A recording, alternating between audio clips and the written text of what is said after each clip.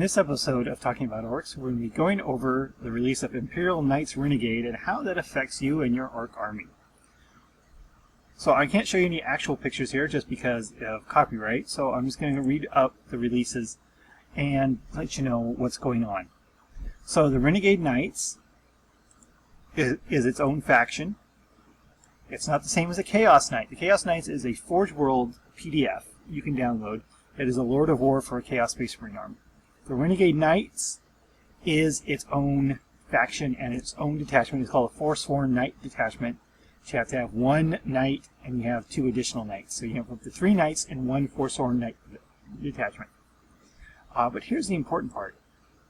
Renegade Knight Allies. Renegade Knight Allies have forsworn their oaths to the Imperium. They are traitors to the Imperium of mankind and are hated and reviled as much.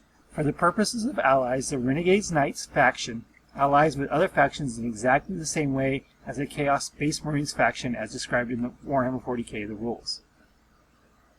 This means that Renegade Knights and Chaos Space Marines treat each other as battle brothers, whilst both will only ally with Imperial Knights as come the apocalypse. So what does that mean? Chaos Space Marines is the only faction that is a allies of convenience to Orcs. So that means with this release, which is just in a couple days, Renegade Knights are allies of convenience to Orcs. This gives you an incredibly easy, painless way to bring up to 3 Knight Titans allied with your Orcs, with no restrictions, no problems whatsoever. No bubbles you have to worry about, no one eye opens. And that is going to be such a boost. I mean, we wouldn't have to do this if they had made the Gorkanaut and Morkanaut super heavies like they should have, but that's another discussion for another time.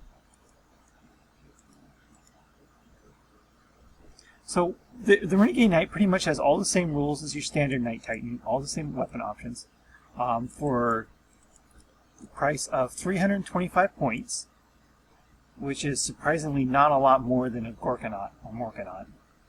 You get the 6 hull points, super heavy walker, and it comes with 2 close combat weapons, the Reaper Chainsword and the Thunderstrike Gauntlet, and 1 heavy stubber. So that gives you 4 base attacks, it's strength D, for that 325 points. So if you want to run just a pure melee version, which is definitely orky, this is the way to go. But that's really not why I think you'd want to bring that. You'd want to bring some shooty, and it gives you a lot of options. Because you can replace the heavy stubber with a meltagun for 5 points. You can take one of the following carapace weapons, which is the Irestorm Missile Pod, the Twin Icarus Autocannons, or the Stormseer Rocket Pod. The Reaper, let's see, the Twin Icarus Autocannon is a autocannon Interceptor Skyfire, so strength 7 AP4, heavy 2, Interceptor Skyfire twin length. Not too bad. The rocket pods are just like they are in the existing Knights. I don't have the stats handy here, but I think there's the Ironstorm Missile Pod, is 72-inch range, strength 5, AP4, heavy 1, large blast, barrage. Yeah.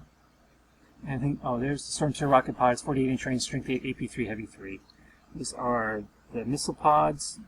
The sucking one's 30 points, the Icarus Cannon is 35, and the Stormseer Rocket Pod is 40. So there's your carapace weapons. You can just automatically add some weapons to that if you wanted to. The Stormspear Rocket Pod is not bad. And you can replace the Thunderstrike Gauntlet with a Thermal Cannon, which is the 36-inch range Melta Large Blast. The Rapid Fire Battle Cannon, which of course, and Heavy Stubber, which is your 2-shot battle cannon. And the Avenger Gatling Cannon, which is heavy 12, rending, strength 6 AP3 with a 36-inch range. And those are about 50 points each. And then you can also replace the Chainsword with the same options. So you can run a pair of weapons, so you can have 2 rapid-fire battle cannons, so you can have 4 strength 8 AP3 large blast shots if you want. You can have 24 strength 6 AP3 24 strength 6 AP3 rending shots. It adds up, so you're talking, 440 points or so. Not bad. Not bad at all. I think this really will add a punch to your Ork army that we just didn't have before. So this is definitely an option. And of course you can just loot the crap out of it. Just, you know, it doesn't have to be a Chaos Knight that you can loot it. You know, I would even say, you know, just take your Morkanaut and say it's a Renegade Knight, because they're basically the same size. They're on the same size base. The Morkanaut isn't, well, it may not be quite as tall, but it's really close to the same size as a Knight. So, you know, I would just say, you know, this is a Knight Titan, a Renegade Knight. And there's also some fun things you can do. I was actually thinking about maybe bringing a small allied detachment for Chaos Space Marines with a Sorcerer, so the Sorcerer can give him prescience. Pretty sure the Chaos Space Marines can take divination. Just double check that before I bother with